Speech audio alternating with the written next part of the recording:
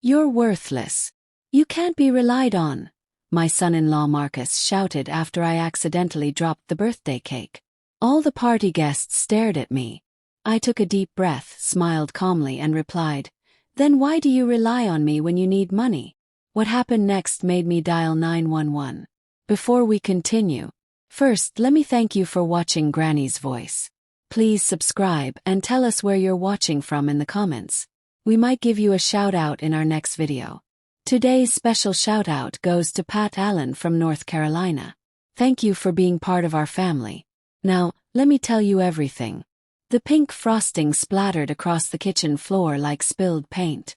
My granddaughter's 5th birthday cake lay in pieces, the unicorn decoration broken and sad. "Mom, what happened?" My daughter Lisa rushed into the kitchen, her face showing worry and shock. Behind her stood Marcus, my son-in-law, his eyes blazing with anger. The other parents from the birthday party crowded behind them, their children peeking around their legs to see the mess. "I slipped on some water," I explained quietly, kneeling to clean up the colorful frosting. "My hands are getting shaky these days." "I'm so sorry, sweetheart." "Sorry doesn't fix Emma's birthday party, Margaret," Marcus snapped, his voice getting louder. 20 kids are here expecting cake, and you destroyed it." Lisa bent down to help me clean up. "Mom, don't worry. We can drive to the bakery and get another cake." "Drive where?" Marcus laughed meanly. "It's Saturday afternoon.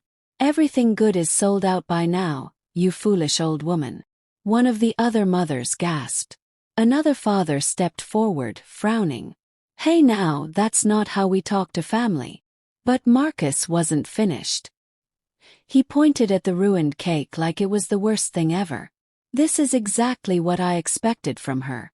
Everything she touches turns into a disaster." "Marcus, please stop," Lisa begged, reaching for his arm. But he pulled away from her. "No, Lisa. I'm tired of pretending your mother is helpful when she just causes trouble everywhere she goes." I stayed on my knees, picking up pieces of cake, feeling each word hurt like someone was throwing rocks at me. The kitchen got very quiet except for little Emma crying in the living room because her special day was ruined. "I said I was sorry," I repeated, trying to keep my voice steady even though I felt terrible inside. "I'll find a way to fix this. Maybe the grocery store has something." "Fix it how?" Marcus turned to face me completely, his face red with anger. "You think you can just throw money at every problem and make it disappear? Well, your checkbook can't save this party." The kitchen felt cold and unfriendly now. One of the dads finally walked over and turned off the oven that was still beeping. The smell of failure filled the air like smoke from a fire. "That's enough," another mom said firmly. But Marcus ignored her completely. "You know what your problem is, Margaret. You make promises you can't keep. You act like some kind of superhero, but when people really need you, you mess everything up." His words reminded me of something from long ago. All those times he called me when he was in trouble, when he needed help, when he needed someone to save him from his money problems. The unfairness of what he was saying hit me like lightning. "Reliable," I said quietly, but my voice was strong. "You want to talk about being reliable, Marcus?" Reliable. The word bounced around in my head as I looked at Marcus's angry face. Suddenly, I wasn't in the messy kitchen anymore. I was back in my small house in 2020, watching Marcus sit at my kitchen table with tears rolling down his cheeks. "I don't know what else to do, Margaret. The car loan company says we need $8,000 by Monday or they'll take our car away. Lisa doesn't know how bad our money situation is." His voice had cracked then, all his pride gone. I had written the check right away. $8,000 from my savings account, given without asking for anything back. "I'll never forget this," he had promised, holding my hands tight. "You're saving our whole family." But he did forget. Just 1 year later he was back at my door. "It's the rent money," he had explained, sitting in my living room and looking embarrassed. $5,000 for 3 months of rent. "The landlord says if we can't pay by Friday, we have to move out." I had said yes without thinking twice. My family's home was more important than my own comfort. The money came from my retirement savings this time. "Mom, you're an angel," Lisa had called to thank me later. "Marcus says you're the most giving person he knows." The most giving person he knew. That's what he said right up until his business started failing in 2022. "The shop is in trouble," he had said over the phone, calling from his office. "We need $6,000 to pay our workers this month. Without them, we'll have to close everything down." I had driven straight to the bank and gotten the cash, watching relief spread across his face like sunshine after a storm. "You always save the day," he had said, shaking my hand gratefully. "I don't deserve a mother-in-law like you." No, he probably didn't deserve me. The worst time was last spring when Lisa got sick and needed surgery. The hospital bill was $15,000 that their insurance wouldn't pay for. I had met Marcus at the hospital money office, taking almost all my remaining savings while Lisa was getting better upstairs. He had cried real tears of thankfulness and shame. "I'll pay you back every single penny," he had whispered. "I promise on my children's lives." But promises are like bubbles. They look pretty for a minute, then they pop and disappear. There were smaller times too. $300 when his paycheck was late. $700 for the electric bill in winter. $400 when their washing machine broke. "Just until next week," he would say. "You know I'm good for it." Over 4 years, all the small favors added up to more than $45,000. I kept track in my mind not because I wanted my money back but because I wanted to remember what family meant to me. Now here he was, yelling about being reliable in front of all these people, acting like I had never done anything good for him, like the birthday cake was the only thing that mattered in the whole world. The memory faded away. I was back in the messy kitchen, facing Marcus's mean stare. "Yes," I said, my voice stronger now. "Let's talk about reliable. Let's talk about who people can really count on." The room went completely quiet. Even Marcus stopped his yelling, feeling that something had changed. I stood up slowly, no longer the sorry old woman who had dropped the cake. The morning had started so nicely. It was a beautiful Saturday in October, and I had driven through the quiet streets to Lisa's house at 10 in the morning. Halloween decorations hung from every house, and the smell of burning leaves drifted through my open car window. Lisa's house looked warm and welcoming from outside. Bright lights shone in the windows, and I could see her moving around inside, getting ready for Emma's party. She met me at the door with a cup of tea and a big smile. "Mom, thank you so much for helping today. Having you here to help with the cake means I can set up everything else without worrying." The kitchen was busy but organized. Party decorations sat in neat piles on the counter, and the ingredients for Emma's unicorn cake were ready to go. "Good morning, Margaret." Marcus appeared in the doorway, his shirt wrinkled and coffee in his hand. His greeting was polite but cold. "Hope nothing goes wrong this time."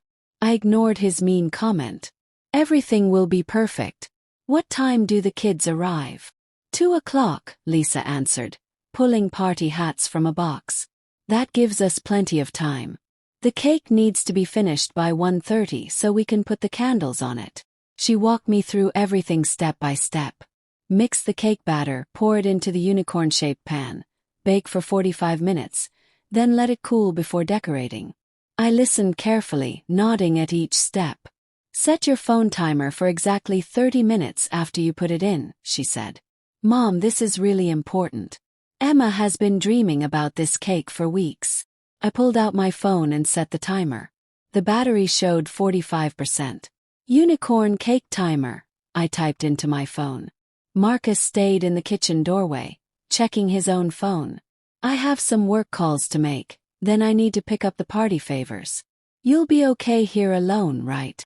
There it was again, that hint that he didn't trust me disguised as caring. I had been baking cakes since before he was born, but somehow Marcus always found ways to question what I could do. "She'll be fine," Lisa said firmly. "Mom has made more birthday cakes than both of us put together." She was right. 30 years of being a mother had taught me every baking trick, every decoration technique needed for a perfect cake. This unicorn cake would be no different. "I should start blowing up balloons," Lisa continued, tying an apron around her waist. "Mom, you just focus on the cake. Nothing else matters as much as making it perfect." We worked together quietly. Her hands moved quickly through balloon preparation while I mixed the colorful cake batter. These moments reminded me why family was so important. Working together peacefully, sharing the same goal, knowing that we were creating something special together. Marcus came back an hour later, dressed to go out. "Lisa, I'm leaving for the store. Do you need anything while I'm out?" "Just be back by 1:30, she called without looking up from her balloon work. "I want time to get Emma ready before the party starts." He kissed her cheek and went to the garage, leaving us to work in peace. The house felt much calmer without his worried energy. "He's stressed about work," Lisa said quietly, as if she could read my thoughts. "His business isn't doing well. He's worried about making enough money." I nodded, understanding but not excusing his behavior. Money problems were no reason to be mean to family, especially family members who had helped him so many times over the years. By noon, the cake was in the oven and baking perfectly. The kitchen smelled like vanilla and birthday wishes. "I need to run to the party store," Lisa said, untying her apron. "I forgot to buy the special unicorn sprinkles that Emma wanted." She gave me final instructions about the cake timing, then grabbed her purse and keys. "Exactly 30 minutes, Mom. Check it then, and if it's done, take it out to cool." "I will," I promised, walking her to the door. "Take your time. Everything is under control here." The house became quiet after she left. Marcus was still out shopping and I had the place to myself. I sat in the comfortable living room chair, phone close by, feeling happy about the morning's work. This was what made me feel good about life. Being useful, being needed, being part of something important. The cake would be beautiful. The family would gather, and for one afternoon, all the small arguments and money worries would disappear behind shared joy and celebration. I closed my eyes for just a moment, listening to the peaceful quiet of the empty house. 1 o'clock came with afternoon sunlight streaming through the living room windows. I checked the oven one last time. The cake was rising beautifully, turning golden brown exactly as it should. My phone sat on the table beside my chair. 45% battery. Timer set for 1:30. 15 minutes to go. "Mom!" Lisa appeared in the kitchen doorway, purse over her shoulder, shopping list in her hand. "I'm about to leave for the sprinkles. You're absolutely sure about the timing?" "Absolutely." I stood and walked with her to the front door. 15 minutes exactly. "I've got this, honey." She paused at the door, keys jingling in her hand. "You know what? You're the best mother a daughter could ask for. I don't know what I'd do without your help." Her words warmed my heart completely. This was why I put up with Marcus's mean comments, why I kept showing up despite his coldness. Lisa loved me, needed me, trusted me with the most important parts of their family celebrations. "It's my joy," I said simply. "Drive safely." Marcus's car pulled into the driveway just as Lisa drove away. He waved at her through his windshield, then got out, carrying a bag from the party store. "How's everything going in there?" he asked, pointing toward the house. "Perfect. The cake is right on schedule." He nodded, but I saw something in his face. A flicker of doubt, maybe hope that something would go wrong. "Well, I guess we'll see, won't we?" "Yes, we will." I kept my voice calm, refusing to let him upset me. Marcus headed inside, leaving me standing on the front porch. The suburban street was quiet in both directions, most neighbors probably busy with their own Saturday activities. A few cars passed, families heading to their own weekend fun. I went back to my chair in the living room. 1:15 now. 15 minutes until the timer would ring, reminding me to check the cake's progress. Everything was going exactly as planned. The house settled into peaceful afternoon quiet. No TV noise, no talking, just the distant sound of the oven and the occasional creak of the house settling. This was the kind of silence I loved. Purposeful, not lonely. The silence of a woman trusted with important work. Through the kitchen doorway, I could see the oven light glowing steadily. The cake would be developing that perfect golden color by now, rising tall and fluffy while staying tender inside. 45 minutes of careful baking would create the centerpiece everyone was expecting. My phone showed 1:20. 10 more minutes. Marcus moved around upstairs, probably changing clothes or making those work calls he had mentioned. I was grateful he wasn't downstairs. These moments of responsibility felt pure when I didn't have to deal with his doubting comments or barely hidden suspicion about what I could do. The afternoon light began to change, taking on that golden quality that comes in the early afternoon. Soon the house would fill with children's voices, laughter, the sound of party games and birthday songs. Emma would love her unicorn cake. The other kids would ask for seconds. Lisa would help serve everyone. But first I had to keep my promise. 30 minutes exactly, just as Lisa had asked. The timer would ring. I'd check the cake's progress, take it out if it was done, then let it cool before decorating. Simple, straightforward, exactly the kind of task I had been doing successfully for decades. 1:25. 5 more minutes. I leaned back in the comfortable chair, feeling the satisfaction that comes from a job being done right. The morning's work had gone smoothly. The cake was baking perfectly, and in a few hours, the whole family would gather around a table I had helped make special. This was what being reliable looked like. This was what being trustworthy meant. 1:30 approached on the clock across the room. The afternoon warmth filled the living room like a cozy blanket. I had been up since 7 a.m., driving across town, mixing heavy cake batter, standing in the kitchen for hours during the morning preparation. The comfortable chair held my tired body perfectly. My eyes grew heavy. Just a short rest, I told myself. The timer would wake me in 5 minutes. Plenty of time to check the cake, take it out if needed, then start the cooling process. The house hummed quietly around me. Oven working steadily, refrigerator turning on and off. The gentle sounds of a home working exactly as it should. My breathing became deeper. The phone sat safely on the side table. Timer set, everything under control. 1:35 came and went. 1:45 passed silently. My phone battery, which had been slowly draining all morning, finally gave its last bit of power and went completely dark. No timer ring, no vibration, nothing. In the kitchen, the cake continued baking. Golden brown became darker brown. The edges started to burn slightly, and the sweet smell began to change to something less pleasant. 2 o'clock arrived with the first hints of burning smell drifting from the kitchen. The scent started subtle, slightly overcooked cake, a hint of burned edges. By 2:15, gray smoke began to curl from the oven, floating into the living room where I slept peacefully, completely unaware. The unicorn cake changed from birthday dream to disaster. The bottom turned black, the edges cracked and pulled away from the pan. The smoke detector should have made noise, but its battery had died weeks ago. Another small house repair that had been forgotten in the busy rush of daily life. 2:30. The burning smell finally reached my sleeping mind, creeping into dreams that turned dark and scary. Something was wrong. Something was burning. My eyes snapped open. Smoke. Thick, choking smoke filling the living room. The smell hit me like a punch. Burned cake, charred sugar, the unmistakable scent of complete baking disaster. No, no, no, no. I jumped from the chair, my legs stiff from sleeping in an awkward position.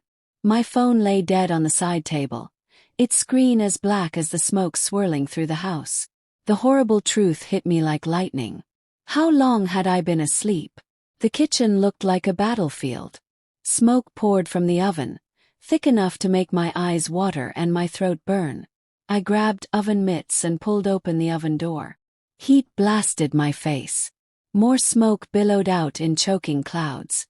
Inside, what had once been Emma's beautiful unicorn cake now looked like something from a nightmare. Black, burned, completely ruined. How could I do this? The words stuck in my throat. I pulled the destroyed cake from the oven, setting it on the counter with shaking hands. The unicorn pan was scorched black on the bottom. Cake batter had burned and stuck to the oven floor. The smell was overwhelming. Sharp, bitter, the kind of smoke that would stick in curtains and furniture for weeks. Windows. I needed to open windows right away. Racing through the house, I opened every window I could reach. Cool October air rushed in, but it would take hours to clear the smoke. Hours we didn't have. I grabbed my phone, desperately pressing the power button. Nothing. Completely dead. 2:30.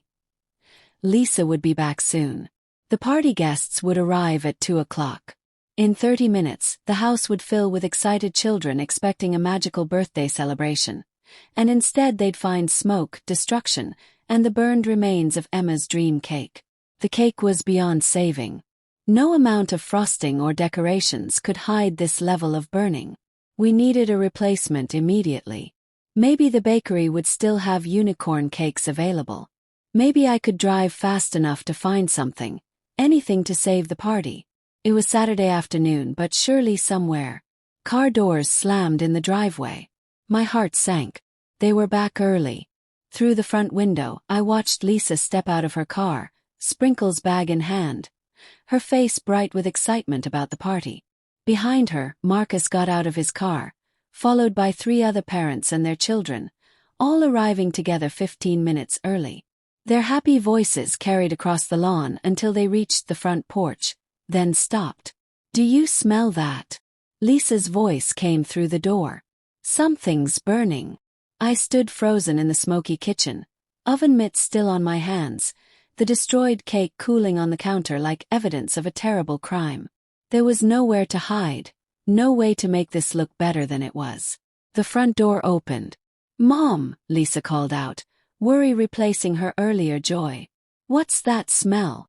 I walked to the kitchen doorway as they all came into the house. Lisa saw my face first. The guilt, the ash stains on my shirt, the defeat written all over me. Her eyes got wide as she took in the cloud of smoke still hanging in the air. "Oh no!"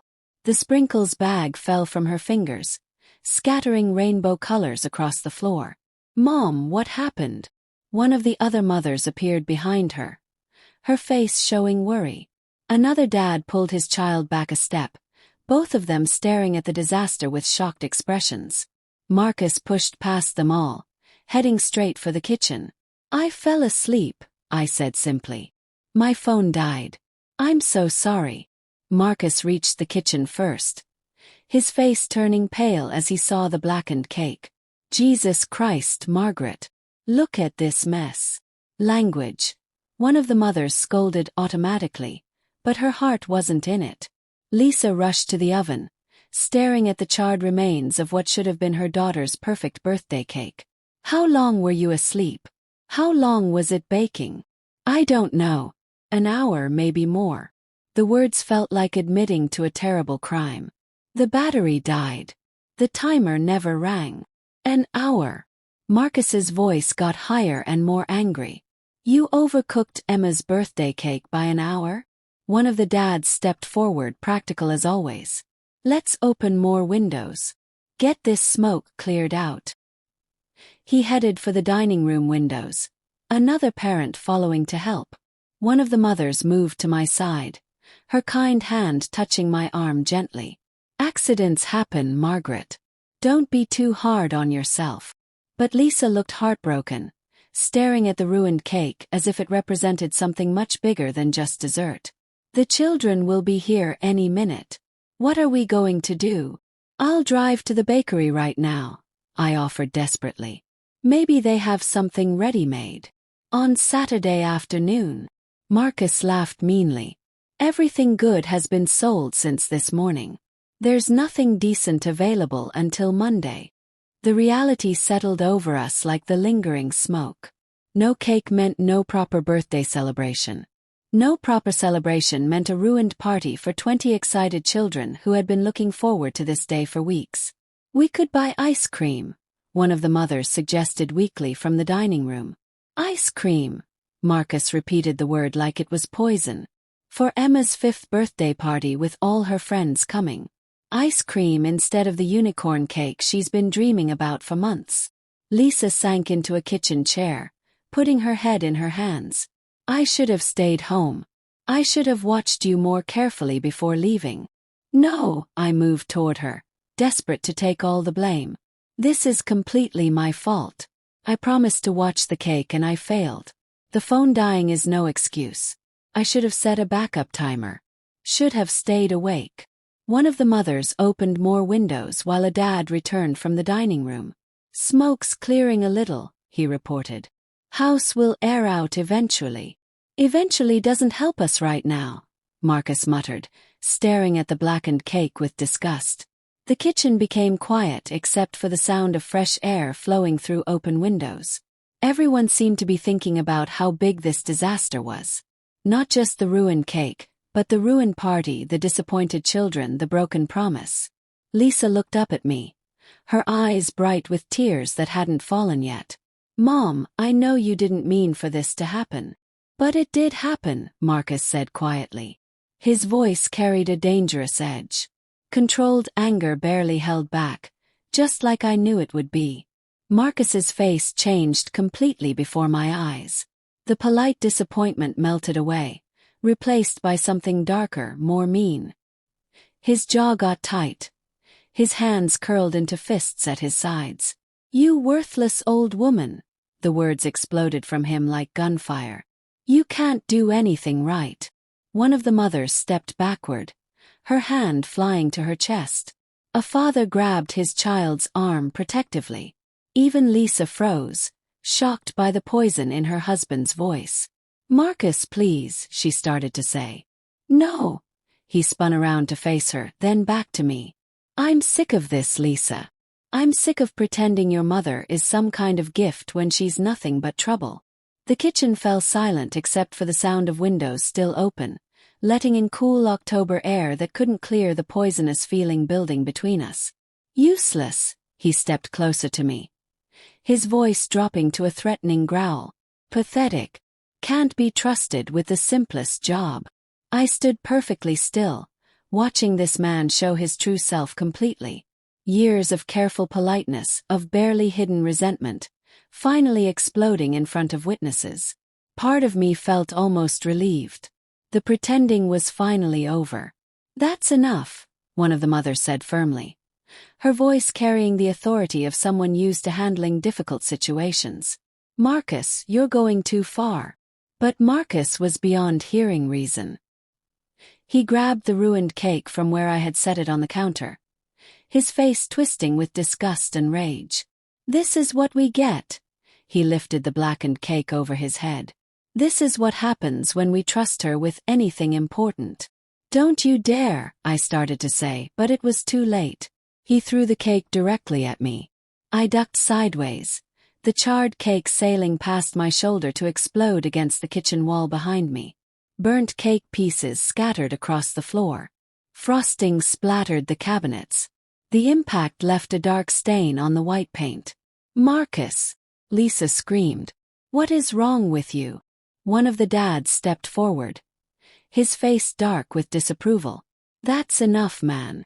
Time to calm down. Calm down. Marcus laughed bitterly. This is Emma's birthday, the most important day of the year for a 5-year-old. And she destroyed it.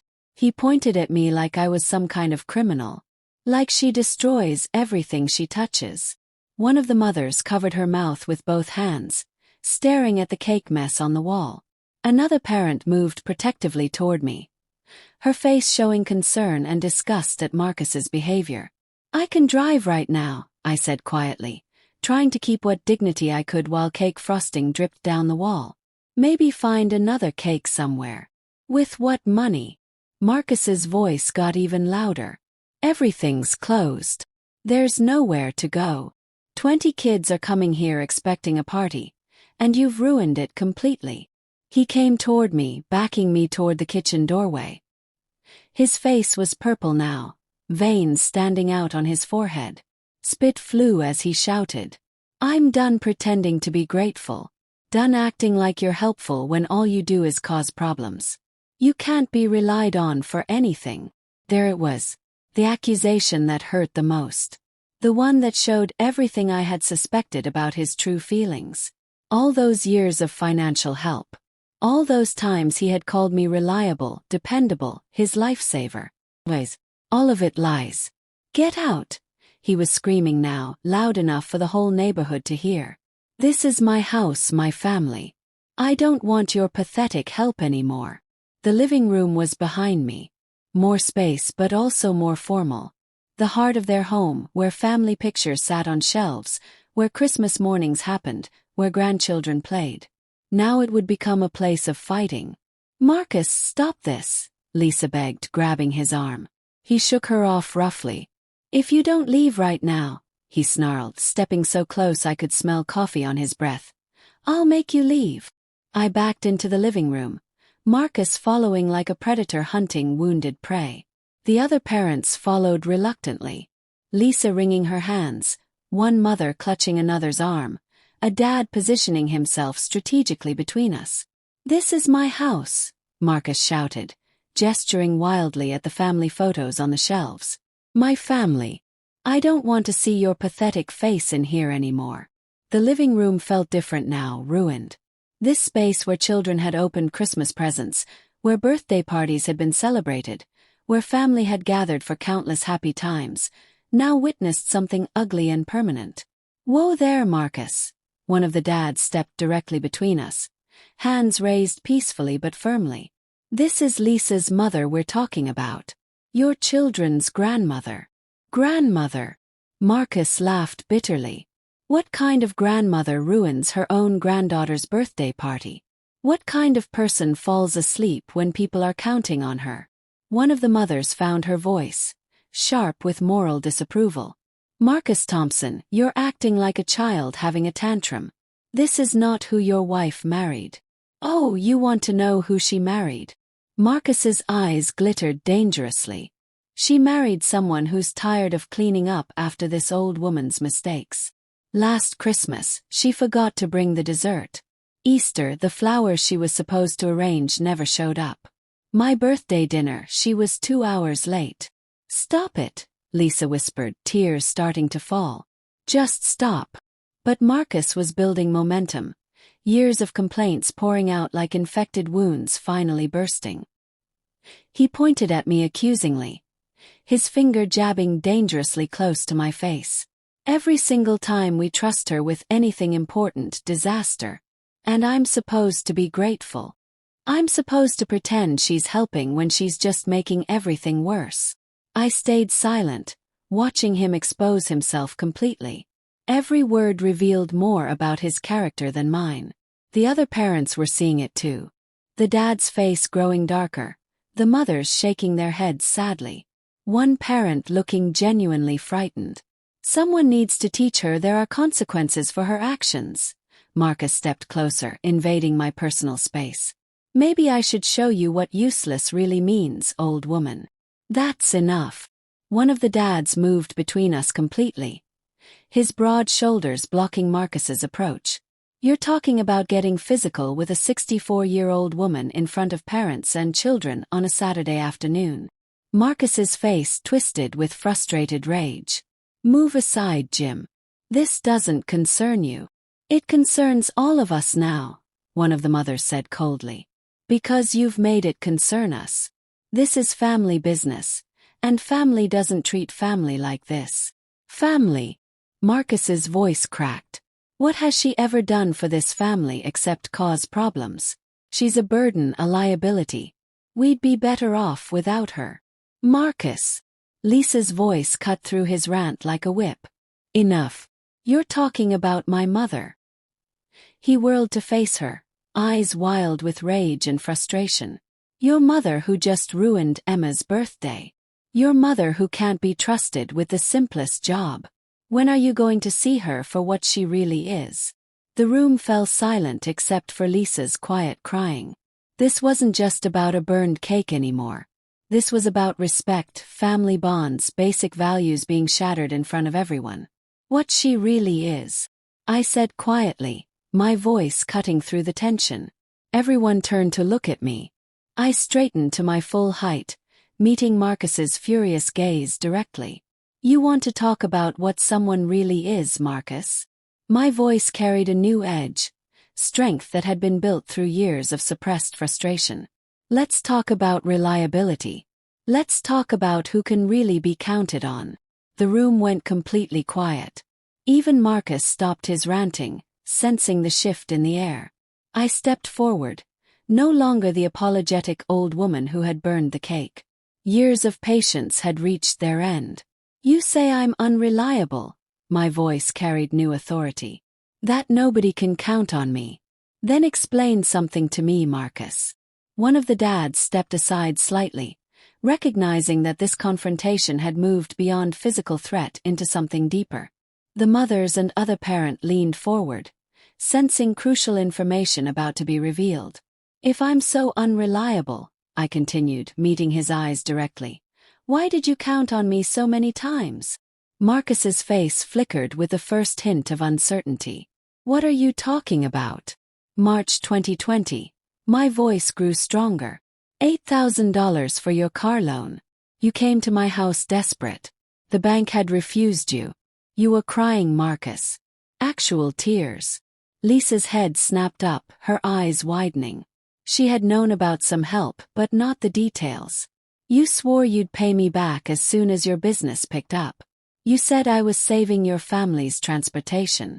Do you remember that conversation? The color began draining from Marcus's face. That's different. Different how? Press.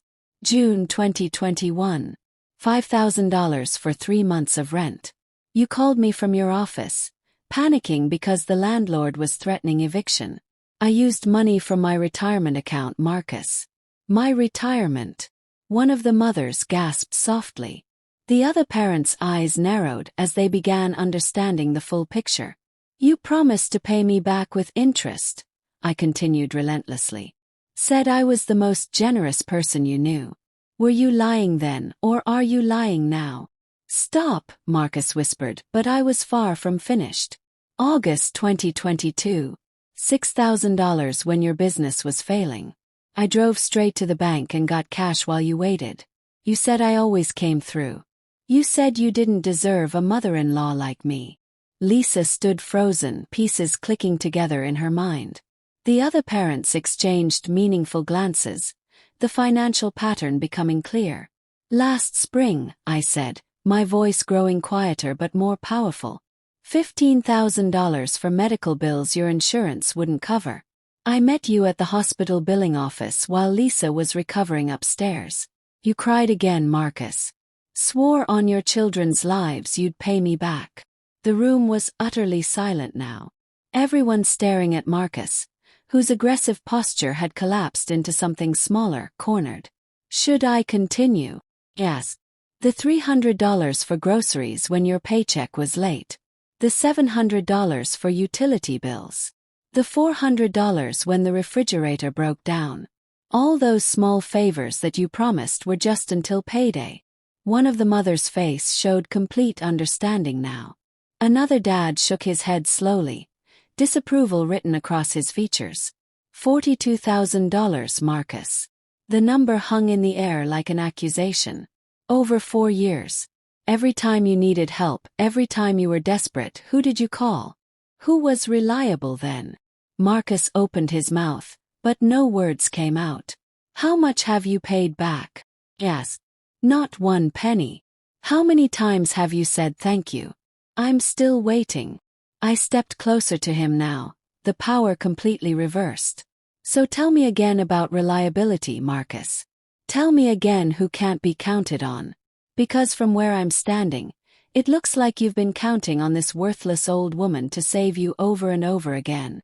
The truth settled over the room like a heavy blanket. Lisa stared at her husband with new eyes.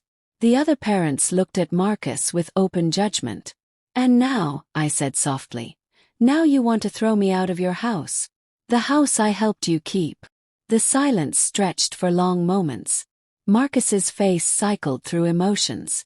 Shock, denial, rage, then something darker. Desperation. His hands trembled at his sides, his breath coming in short gasps. You think you've won. His voice cracked. You think you can humiliate me in my own house?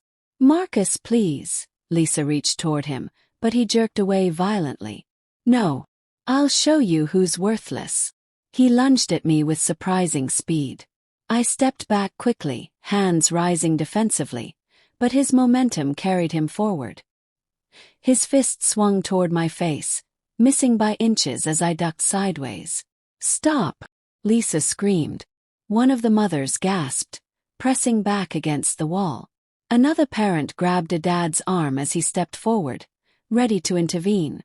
Marcus stumbled past me, spinning around with wild eyes. "Fight me, old woman. Let's see how reliable you are when it counts." "I'm not fighting you," I said calmly, continuing to back away. "You're upset. We can talk about this." "Talk." He swung again, this time catching my shoulder with a glancing blow that sent me stumbling toward the dining room. "I'm done talking. Done pretending you matter." The coffee table caught my legs. I went down hard, Marcus looming over me with raised fists. One of the dads rushed forward, grabbing Marcus's arms from behind. "That's enough." His voice boomed with authority. "You've lost your mind." Marcus struggled against his grip, elbowing backward, trying to break free. "Let me go. She destroyed my life. She destroyed everything." "Get back." One of the mothers shepherded the other parents toward the front door. "He's completely lost control." I rolled away from the coffee table, getting to my feet carefully. My shoulder throbbed where Marcus's fist had connected, but nothing felt broken. Around us, the living room had transformed into chaos. Overturned magazines, a lamp knocked askew. The comfortable family space now a crime scene. "You ruined my marriage," Marcus screamed, still fighting the dad's restraint. "Turned my wife against me, made me look like a fool."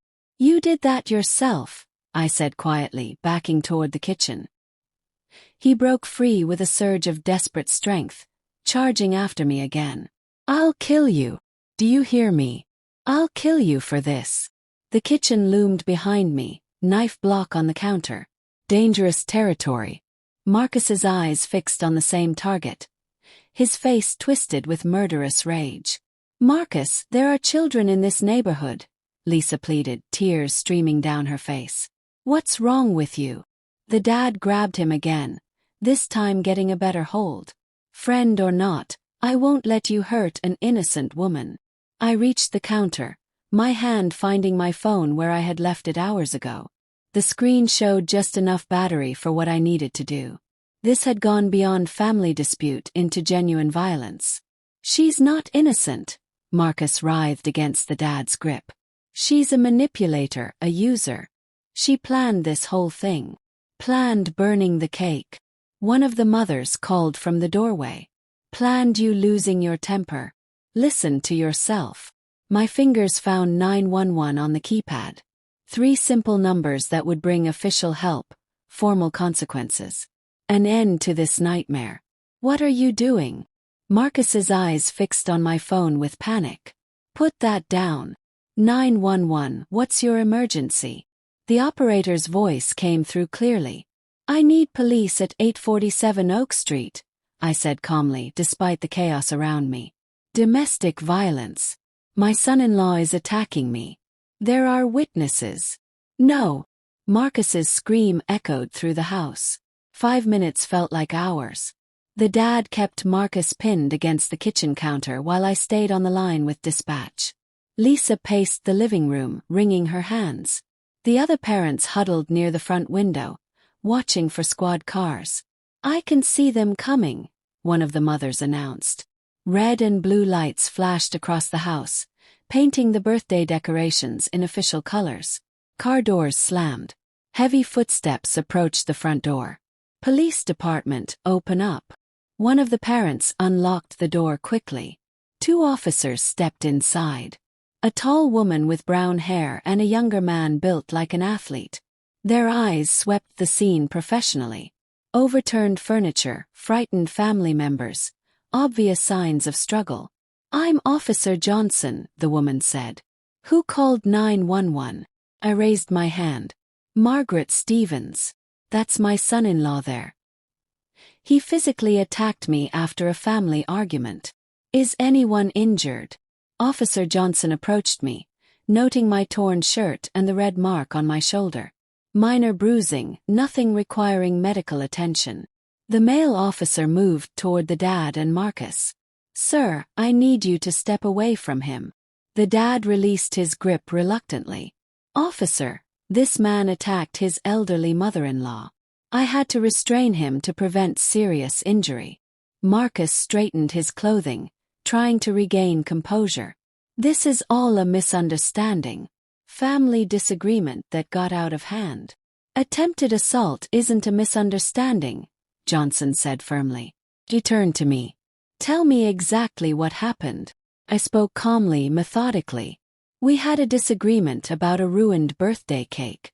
I revealed that my son-in-law owes me over $42,000 in unpaid loans. He became enraged and physically attacked me, threatening to kill me. These family members witnessed everything." Johnson took notes while scanning the room. "How many witnesses?" "4. The dad stepped forward. "I'm Jim Martinez, a family friend. I watched Marcus throw food, then lunge at Margaret with intent to cause harm." One of the mothers found her voice. "I'm Carol White, another parent. I saw the entire incident." Marcus completely lost control. The other parent nodded agreement. David Chen. "The violence started after Margaret mentioned money Marcus borrowed but never repaid." The second officer approached Lisa, who stood torn between loyalty and truth. "Ma'am, you witnessed this incident." She looked at her husband, then her mother, tears flowing freely. "Yes, my husband attacked my mother. Threatened to hurt her. I've never seen him like this before." Marcus's face crumpled as his wife's testimony sealed his fate. "Lisa, you don't understand."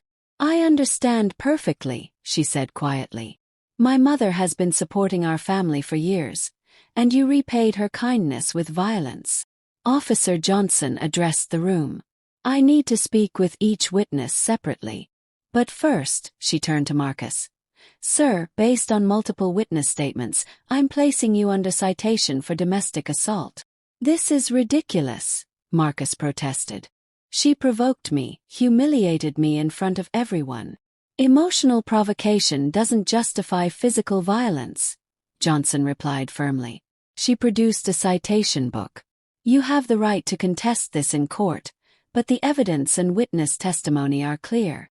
The younger officer photographed the overturned furniture, my torn shirt, the evidence of struggle throughout the living room and kitchen. "What happens now?" Lisa asked quietly. "Your husband receives an official citation. If he commits any further acts of violence or harassment against Mrs. Stevens, he'll face arrest and formal charges.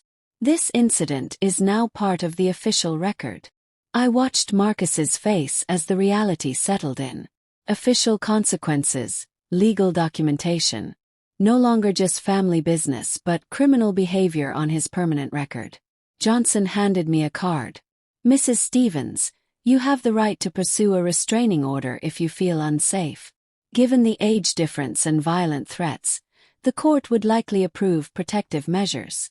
"That won't be necessary," I said, meeting Marcus's eyes. "As long as this behavior never happens again." The officer completed her paperwork while family members processed what had just occurred. Official intervention, truth documented. Justice served through proper channels. "We're finished here," Johnson announced. "Mr. Thompson, any future incidents will result in immediate arrest. The citation requires a court appearance within 30 days.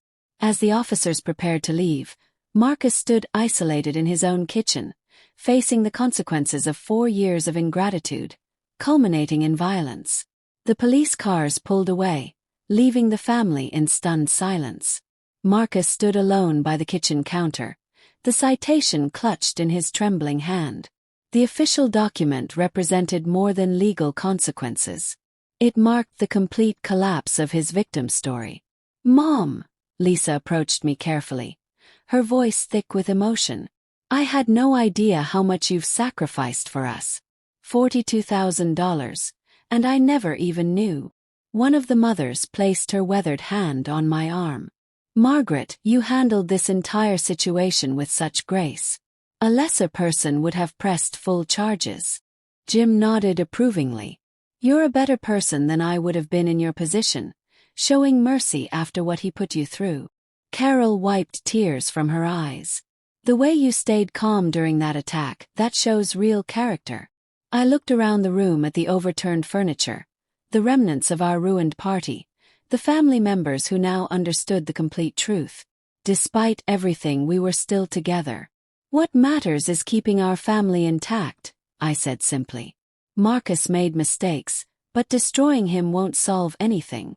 Marcus finally found his voice, barely above a whisper. I don't know how to repay you. The money, yes, but also. He gestured helplessly at the chaos around us. What I've done. You can start by acknowledging the truth, I replied. And by making sure this violence never happens again. Lisa moved to stand beside me, her choice clear. Mom, I'm so sorry.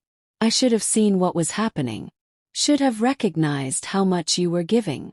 You have your own family to worry about, I assured her. That's how it should be.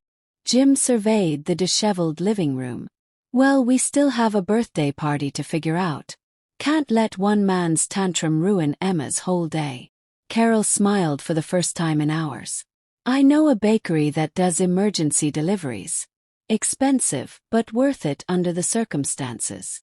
I'll pay for it, Marcus said quickly, then caught himself. I mean, if I can use a credit card since I don't actually have cash available. The irony wasn't lost on anyone. David actually chuckled. At least you're being honest now. Within an hour, the house had been straightened, the furniture rearranged, and delivery drivers had brought a beautiful unicorn cake and party supplies. Emma's friends arrived to find a celebration that looked perfect, never knowing how close it had come to disaster. As we gathered around the dining room table, watching Emma blow out her candles, the family looked different than it had that morning. Relationships had shifted. Truth had been revealed. Consequences had been faced. But we were still family. I'd like to say something, Lisa announced, raising her juice glass. Today I learned that my mother is not just reliable. She's extraordinary. Her generosity, her patience, her dignity under pressure. Mom, thank you for everything you've sacrificed for us. To Margaret, Carol added, lifting her glass. The most generous woman any of us know. Jim joined the toast. To integrity and family. Even Marcus raised his glass, though his voice cracked as he spoke. To second chances, and to the woman who gave me more of them than I deserved. As we began eating the bakery cake, I felt a satisfaction deeper than any cake I'd ever baked could have provided. Not because I'd won some battle, but because truth had prevailed. Justice had been served, not through revenge, but through consequences and recognition. The store-bought unicorn cake tasted perfect. Around the table sat family members who now understood the real meaning of gratitude, sacrifice, and reliability. Sometimes the most important victories aren't the ones where you defeat your enemies, but the ones where you maintain your character while the truth reveals itself. I was still the woman who'd burned the birthday cake. But I was also the woman who'd kept her family together through crisis, maintained her dignity under attack, and chosen mercy when justice was in her power. That felt like the most reliable thing I'd ever done. Emma looked up at me with frosting on her nose and said, "Grandma, this is the best birthday ever." And you know what? Despite everything that had happened, despite the burned cake and the fighting and the police, she was right. Because sometimes the best birthdays aren't the ones where everything goes perfectly. They're the ones where family comes together, truth wins out, and love proves stronger than anger. If you enjoyed this story from Granny's voice, please like this video, subscribe to our channel, and share your thoughts about this story in the comments. To listen to another story, click on the video suggestion. Thank you for watching Granny's Voice.